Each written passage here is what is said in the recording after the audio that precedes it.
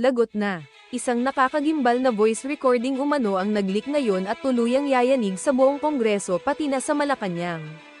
Pinangungunahan ng panibagong kontrobersya si Ako Bicol Party List Representative Zoldico, na siya ring chairman ng makapangyarihang House Appropriations Committee. Ayon sa mga kumakalat na chismis, sa nasabing leak audio, may binabanggit umanong 100 bilyong piso o 100 billion pesos na pondo na di umano'y palaging inilalaan para kay Pangulong Marcos Jr. sa bawat budget cycle ng bansa. Totoo kaya ang napakalaking halagang ito o isa lamang gawa-gawang kwento at paninira ng kalaban sa administrasyon? Ang maseselan na isyong ito ay mabilis na nilantakan ng mga kilalang online commentators na sina Amena at Adrian. Sa kanilang pinakabagong pasabog na broadcast, himay na himay ang bawat detalye ng umano'y palitan ng salita sa recording. Sila mismo ay napatanong kung saan nga ba napupunta ang ganito kalaking pera habang naghihirap sa matinding inflation ang mga ordinaryong Pilipino. Ang buong sambayanan ngayon ay naghihintay ng malinaw na paliwanag. Ano sa tingin nyo mga kababayan? Peke ba ito o may itinatagong baho na pilit sumisingaw? Tutok lang para sa ating susunod na malalim na investigasyon.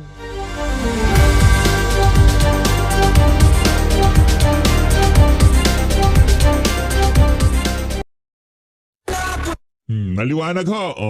Sinasabi ko sa inyo. Kilala nyo ho ba yung nagsasalita na yan?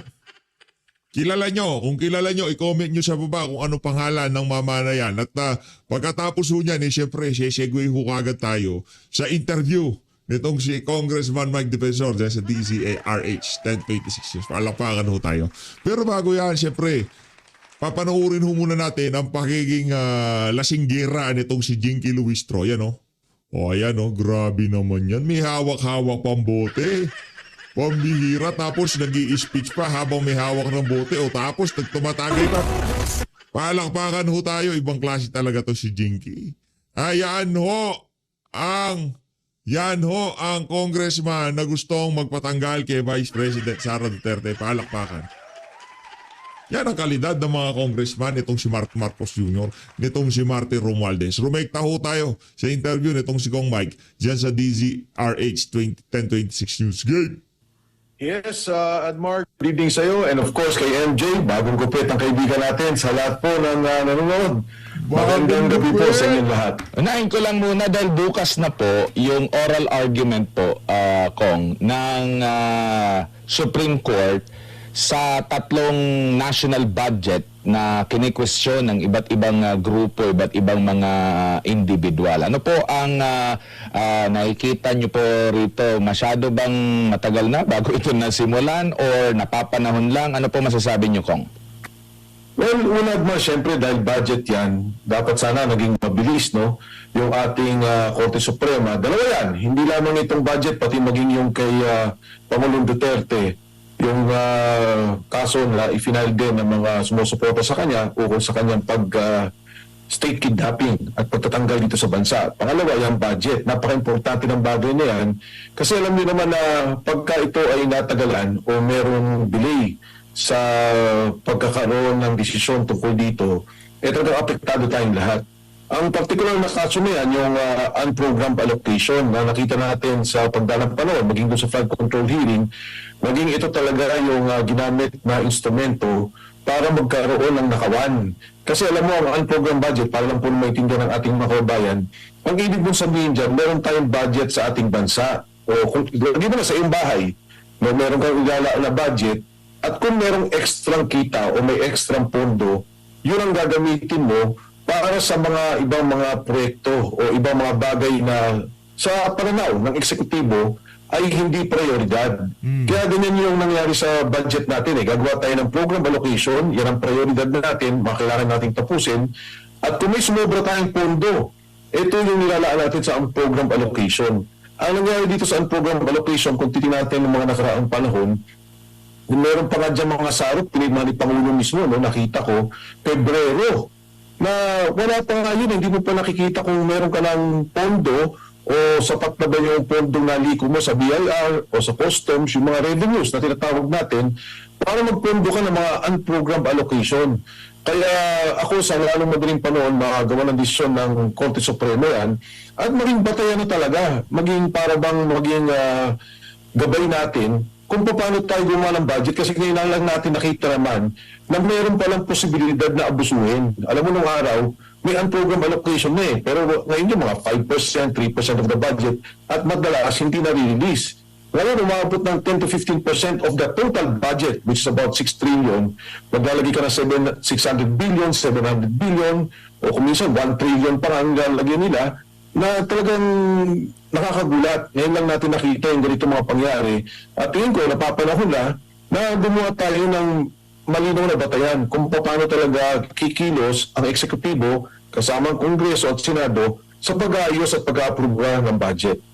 Opo, realidad po na lagi pong deficit ang atin pong gobyerno, ang atin pong bansa po. Bakit pa kaya nagkakaroon ng unprogram at sasabihin na if ever na merong sobra o di kaya ay kung may ibang mga sources, no? Kasi kung naka-importante yan, dapat naka-line item po yan.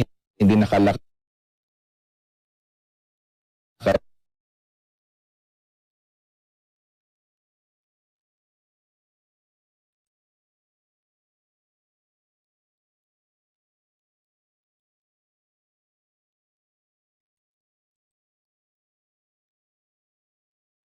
Proseso ng ating eksekutibo, ang ating mga presidente. Katulad ng araw, nakikita natin na kailangan pala, sige, mangutang na tayo pero gawin natin build para buhayin yung ating ekonomiya na minabuti natin na umutang. Kung 5 trillion lang, ginawa natin 6 trillion, utang tayo ng 1 trillion para nga lalo nating mapalakas yung ating ekonomiya, magkaroon ng gana, no? O magkaroon ng pagkabuhay ang ekonomiya natin, kaya nagkakaroon tayo ng mga pangungutang para dito sa ating mga budget o sa ating mga proyekto. Pero parang ang nangyari na dito sa administrasyon ni Pangulong Bongbong Marcos, parang ang naging program allocation, ang naging palusot para mailagay nila yung mga korupsyon na nakikita at nadidinig natin sa ngayon. Kasi katulad na bagay pagman, kung priority yan, dapat nandun na yan sa mismong budget na inumpisahan natin. Kung ano yung sinumite, yung unprogram allocation, siguro maglalagay tayong maliit. Bibigyan kita ng isang halimbawa. Pagpalagay mo na sinabi natin na, o sige, hindi to, wala na itong bonus sa priority, pero ilalagay natin, kunyari, ang isang ospital. Na pagka may extra budget, ilalagay natin yan ilalagay natin yung pondong yan para matapos yung proyekto. Kung hindi ba natin magawa ngayong taon, next year, priority na yan. Ganun dapat ang nagiging proseso ng ating budget team. Kaya nakakalungkot, Admar, at mabuti na rin, nandiyan na rin naman, kumilis na rin ang Korte Suprema, na magkaroon ng agarang pagdinig dito at magkaroon ng malinaw na desisyon o batas at maging batayan kung paano tayo magsasagawa ng isang budget. Nare-recall mo, Admar, nung araw, di ba yung nagkaroon tayo ng Development Assistance Program o the Development Assistance Projects, yung DAP na tinatawag nila doon at sinabi ng Korte Suprema, bawal yan. Hindi pwedeng mag-allocate per congressman o per senator para magbulang mga proyekto na kanilang gagawin. Dapat nasa kabuwang budget yan at hindi lang inilalagay o binibigay sa isang miyembro ng Senado. So, magbulang yun, natanggal. Pero ang nangyayari, pinapalusatan pa rin ng batas, pinapalusatan pa rin yung proseso na nilagay ng ating saligang batas. Malinaw na rin ang saligang batas natin dyan para magkaroon ng ganitong klaseng sistematiko at organisadong korupsyon na nakita natin. Sa inyo po bang pananaw, Kong Mike, pareho po bang appropriations ang programmed at unprogrammed? Kasi natanong ko po ito dahil sinasabi po ng Section 25, Article 6 ng 1987 Constitution, the Congress may not increase the appropriations recommended by the President for the operation of the government as specified in the budget. Marami pong beses na ata na mas mataas kaysa doon sa ni-request ng ehekutibo po ang budget natin. Pero ito nga, ang program appropriations ba at unprogram appropriations ay saklaw nitong sinasabi ng konstitusyon na hindi pwedeng taasan ang appropriation? Well, una sa lahat, Admar, gusto ko lang linawin na ang budget, hindi natin pwedeng sabihin na walang alam ang Pangulo. Ginawa yan ng Kongreso, ginawa yan ng Senado. Di ba, una gagawin niya ng mga departamento. Pag ginawa ng mga departamento kung ano mga pangunahing pangailangan o pangunahing proyekto na kailangan, isusumitin nila ito sa Department of Budget and Management. Doon naman sa DBM, magkakaroon din sila ng mga batayan. Supposedly, titingnan nila yung mga prioridad na kailangan ng ating bansa pangkabuluhan at kaya nagkakaroon ng mga pagtatanggal ng ibang budget ng ibang mga departamento.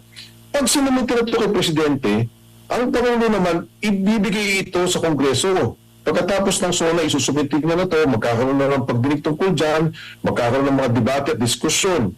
At matapos gawin ng Kongreso to, ang binibigay nga dyan ng kapangyarihan sa Kongreso.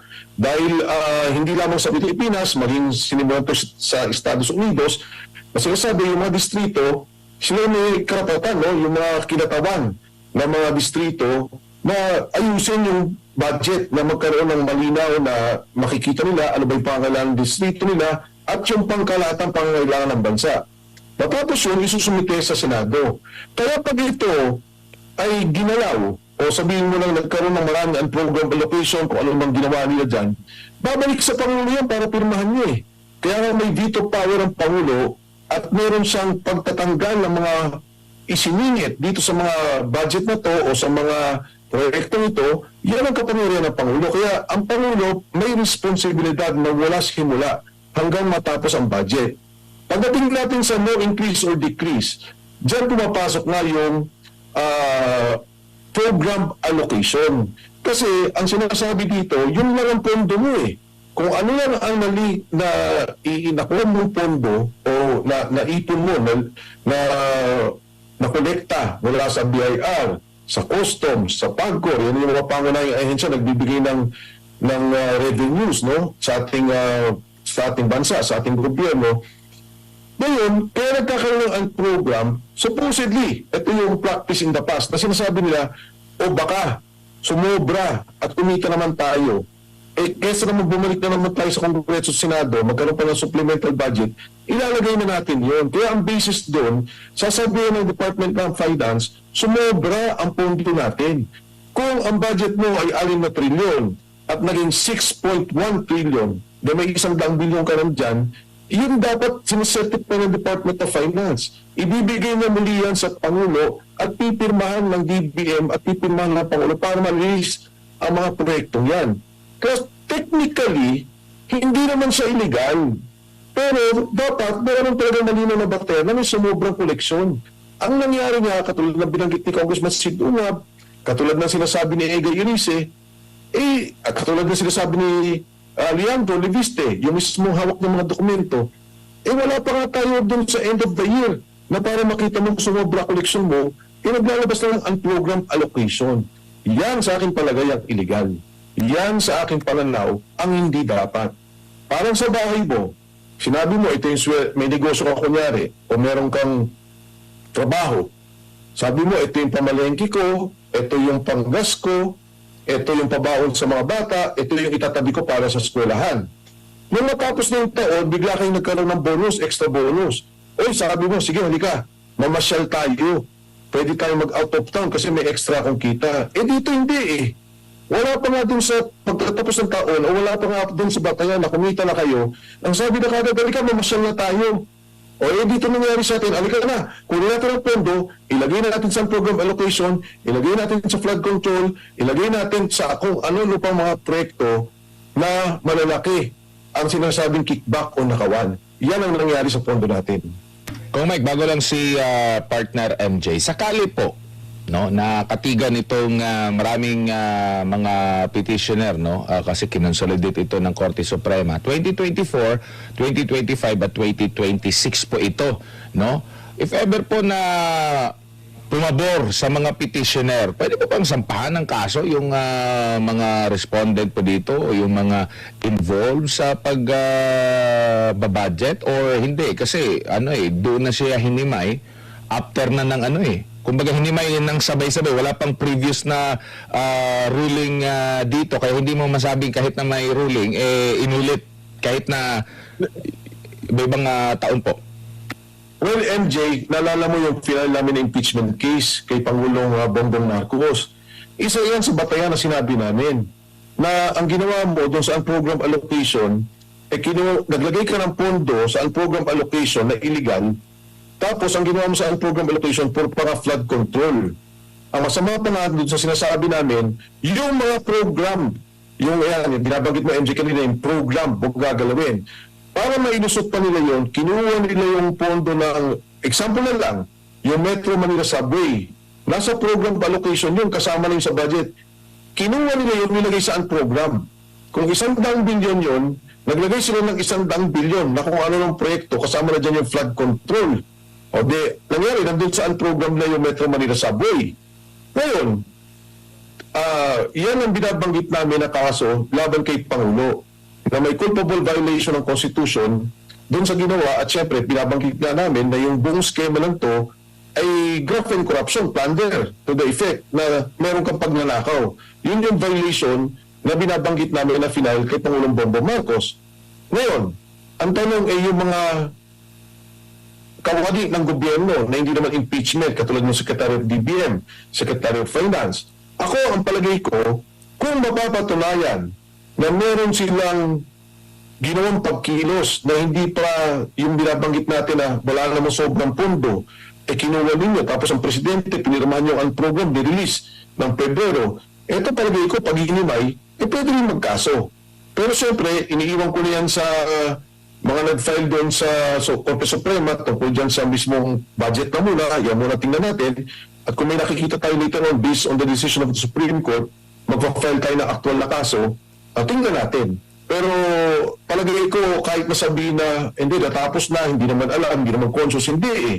Kasi malinaw yung mga prinsipyo ng batas lang yan na tungkol doon sa program allocation. At kung meron talagang deliberate o merong sadya na ginawa para yung pondo ilipat-lipat at gulin yung pondo ng ating bansa, malaking krimen para sa akin yan eh. Di ba? Alam mo, MJ, kung minsan kung titingnan natin, yung tao nagnakaw ng pondo ganito, pero assume magnanakaw ng pera. Pero itong pagnanakaw mo sa pondo ng bayan, ang laki ng epekto nito sa buhay ng bawat isa.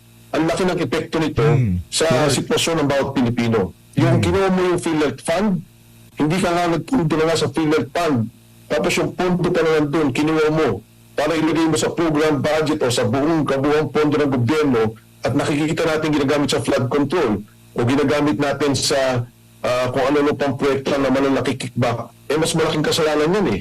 Hindi lamang namamatay ang mga tao dun sa pagbabaha na nakita natin, kung hindi ngayon na may krisis tayo, paano ngayon yung problema ng pagtaas ng presyo, may connection yan sa pondo nating nakaraan. Paano ngayon yung mga problema natin na gusto nating awatin ang pagtaas ng presyo ng langis, may connection yan sa nangyari mga nakaraan. Kung may pondo lang tayo ngayon, let's just assume for example, yung irrigation project, hindi pa natin yan nakikita, pero ako, malaki palagay ko, malaki din ang kalokohan dyan. Isipin mo yung mga magsasaka sana, maganda sana yung mga tanim nila.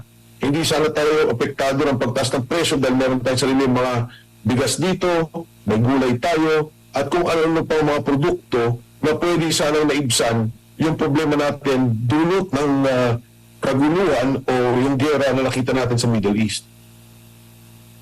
Opo, Kong, good evening. Si MJ po ito. Sir, ibang issue naman dahil alam ko, narinig po ninyo bago tayo umere sa ating panayam, ang mga naging soundbite natin kay kaibigan po ninyo, Ombudsman, former Congressman Boying Rimulya. Una, maghahain raw ng kaso against kay former Speaker Martin Romualdez.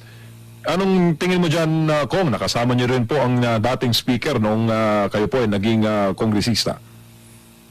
Ano mo, MJ, tama, nakasama ko si Ombudsman Boying Rimulya. And ako, nung makakita ko yan, tinitingnan ko, binabasa ko, ano ba talaga yung magiging hakbang. Hindi ko masabi kasi dahil ang binanggit ay plunder. Pero ang aking panawagan sa aking kaibigan, si Ombudsman Rimulya, sana ito na rin yung panahon na gamitin nila yung mga testimonya ni Sergeant Gutesa. Gagamitin nila yung testimonya ng 18 Marines. Kasi ito yung magdudugtong ng binabanggit nila na plunder eh. Kung ang tingin natin ay budget lamang yung pagdudugtungan nito, kasama si Senator Chis Escudero, kasi siya yung Senate President, at si Speaker Martin Romualdez, hindi ko pa alam. Kasi parang kung ito'y dugtong lamang doon sa nangyaring budgeting at naging conspiracy na doon sa plunder, hindi ko masabi. Pag nakita ko na yung mismong kasong i-final nila, ayan, makapambigay ako ng opinion. Pero ang aking panawagan sa kanya, kay Ombudsman Remulla, narinig naman niya si Sergeant Gutesa. Malinaw yung sinabi, nagdi-deliver ng pera kay Speaker Martin Romualdez. Malinaw yung binanggit na mga maleta, dinadala dun sa kanyang bahay, at pagkatapos ay i-deliver sa mga bahay ni Speaker Martin Romualdez. Meron siyang ledger, si Saldico, tungkol dito, na maaaring gamitin bilang ebidensya at mapatunayan na talagang aktual. Kasi hindi naman ito yung kanilang Sergeant Gutesa at itong sa 18 Marines, hindi hearsay ito. Hindi ito kwento. Aktual na nakita ng mga tao na deliver sila ng pera at kung idudugtong mo ito doon sa ebidensyang pinangahawakan ni Saldico, malinaw.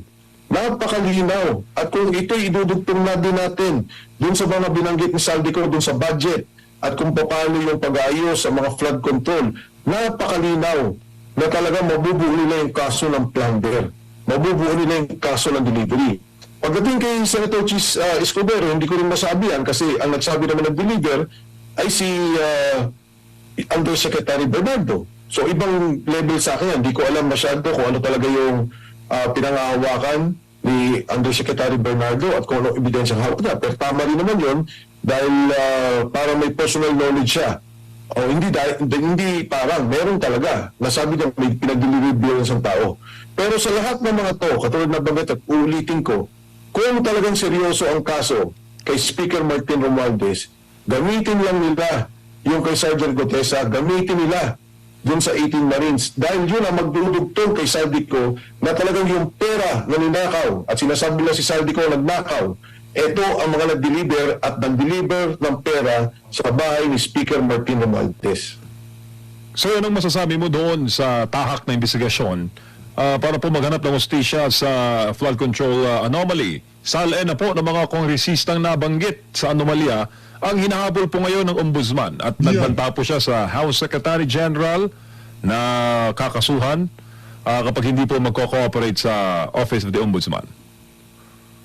Well, of course, trabaho naman ng ombudsman yan at maganda tinitingnan nila yung mga salin. Medyo, ang akin lang kasi, meron tayong impeachment na pinagdadaanan ngayon. Ang ayoko sana mangyari dyan ay baka naman, hindi ko sinasabing si Boeing, si ombudsman, pero baka naman may mga ilang tao sa gobyerno na gamitin ito para i-weaponize, na gamitin ito para takutin yung mga kongresista na pagka kayo hindi bumoto, ay kakasuhan namin kayo. Alam mo, Admar, MJ, alam niyo naman na ako mismo may mga negosyo. Dalawang negosyo ko na ngayon ang sinara nila. Yung isa, ginamit nila yung isang departamento, hindi ko muna sasabihin kung anong departamento to. Walang batayan, no? Maniwala kayo, walang batayan, walang investigasyon. Sinara, agad-agad lang. May isa naman, isa ding invested ako na kumpanya, at ako din ako ang presidente, buti na lang nag-resign ako. Dahil alam ko na may gagawin Wala din batayan, isinara din ng NBI. Wala rin batayan, bigla na lang ginulo at sinarat itong mga ahensyang to. In fact, mga binabanggit pa nga, napasensya na po kayo kasi nabanggit po na identified itong kumpanya kay Mike Defensor. Sa dalawang kumpanyang yan, pareho na ako nag-resign. Dahil nakita ko na to, Admar MJ, na talagang gigipitin nila ako. Ang masakit lang, yung isang kumpanya, syempre, nandun pa rin yung aking pamilya. Kumbaga, negosyo ng pamilya talaga. Yung isa, marami naman kami shareholders. Kaya, binabalikan ko lang yung tanong mo, ang kinakatakot ko lang, baka ma-weaponize. Again, hindi ko sinasabing gagawin pa ni Ombudsman Boying Remulla, pero baka may mga kasama siya. Dahil nakikita ko na rin yung ibang departamento at ibang ahensya ginagawa to. Ang warning ko lang dito sa mga ahensyang to, sa mga taong to, tandaan po ninyo, ang mundo ay bilog. Ang buhay natin paikot-ikot. Pag kayo nanggipit dahil sa politika, babalikan po kayo niyan. Kung nanggigipit kayo, kung ito may mga isyong totoo, wala namang problema Pero kung ito'y panggigipit, at nakikita ko yung panggigipit, malinaw, darating ang panahon, mapapatunayan ko yung panggigipit ninyo na yan, babalik po yan. Nandiyan na ako nung panahon na yan. 9 years ang Pangulong Gloria Macapagal-Arroyo. Alam mo, MJ Admar, never namin o never kong ginamit ang aking poder para manggipit ng tao. Kaya naman nung nawala ako, wala naman din ako naging problema. Pero itong mga tao ito, siguro baguhan sa mga posisyon at medyo sumisip-sip na sa taas, nako, maniwala ko kayo, babalikan kayo ng lahat ng yan. Tsaka, yung timing, sir, di ba? Yung timing makikita mo Correct. Ika nga ng kasabihan, timing is the key. Tingin mo, ang timing, yung paghingi ng SALN at kakibat po yung impeachment na sinusulong. Yan ang binabanggit ko, MJ, na yung SALN nga, siguro, hindi ko alam, no? Baka siguro yung budget, medyo hirap sila ngayon, dahil na may mga krisis tayong kinakaharap, wala silang pambigay sa mga kongresista, katulad ng mga nangyari ng mga nakaraang araw, wala lang mga maleta na ubus na, baka ito na yung gagawin na takutan na. Ako naman ho, sa ating mga membro ng Kongreso, tingnan po nila na mabuti yan. Katulad na binabanggit ko sa mga ahensya, no? Hindi ho, ang ibig ko sabihin, hindi ho Nakakatawa. Kung doon sa naunang impeachment, pinapirma kayo dahil dyan sa mga, ang tawag dito, sa mga for later release project 77888 na pondo, ngayon naman, kinukuha na sa inyo. Baka admin talaga. hindi permanente ang sitwasyon natin. Magbabago po ito. Darating ang panahon, magkakaroon ng paghusgahan tao. No? At pagka po pa si BP Inday Sara, di ba? Ito naman tao nagsabi na, sabi ng BP Inday Sara, wala na akong iniisip na paghihiganti. Basta ito, iiwan ko na lang sa kung sino man magiging vice president ko at sa batay sa justisya, tingnan niya kung sino may mali at sino may matama. Kaya dapat to, ang maging desisyon ng mga kongresista ay huwag sila magpatakot. Ang dapat, ang desisyon ng kongresista, kung ano yung dapat at kung ano ikakabuti ng ating bansa. And it goes both ways, Kong, sa mataas at mababang kapulungan ng Kongreso, Senado, maaari din. Kasi pag nakalusot itong impeachment sa House, ang bola ay papasa na po sa Senate Impeachment Court. Parehas din, may banta rin. Kung titingnan po natin yung inyo pong teorya na binanggit ngayong gabi. Isipin mo naman, MJ, di ba magkakaroon ng Senate presidency na magpapalit? Tapos sabi nila doon sa isang senador, hindi ko nilang babanggitin, na huwag ka na mag-alala, huwag ka lang sumama dyan, hindi ka namin kakasuhan. Siyempre naman, naintindihan ng mga ilang senador na yung kung anong sitwasyon ng kasama nila. At kahit man ako, naintindihan ko yung sitwasyon niya dahil buhay-buhay din na nakataya. Sabi nila, hindi, walang problema. Hindi mo na kailangan sumama sa amin. Yun Senate presidency pa lang. Paano pa itong impeachment? Na ayaw talaga nila mo po si BP Inday Sara, gagawin nila lahat para gipitin ng mga tao, makuha ang boto at matanggal sa pagiging kandidato bilang Pangulo si Inday Sara Duterte. Alam mo, MJ, ang hindi ko maintindihan, ang gusto ng administrasyon katahimikan. Madalas sa rinig mo, sinasabi ni Auntie Claire, tumigil na tayo, magtulungan tayo, may krisis ang bansa, tigil na. Huwag na kayong maging kritiko sa ating administrasyon. Di ba dapat na itong si Inday Sara, tigilan nila. Huwag nilang gipitin para tumahimik ka mga tao. Ang nangyayari kasi nakikita ng taong bayan, ang daming korupsyon, hindi nyo pa wala papakulong, wala pa kayo nasasagot. Pagkatapos iipitin nyo naman yung Vice President na malinaw na politika, kayo gumagawa ng gulo eh. Kung gusto nyo lang tahimik, tigilan nila si Vice President Inday Sara. Itong ginagawa ni Ombudsman Boying Rimulya na pag-file ng kaso, maganda to. Hindi pa natin alam kung ano itong mismong kasong to, pero maganda to at matatahimik ang marami nating kababayan.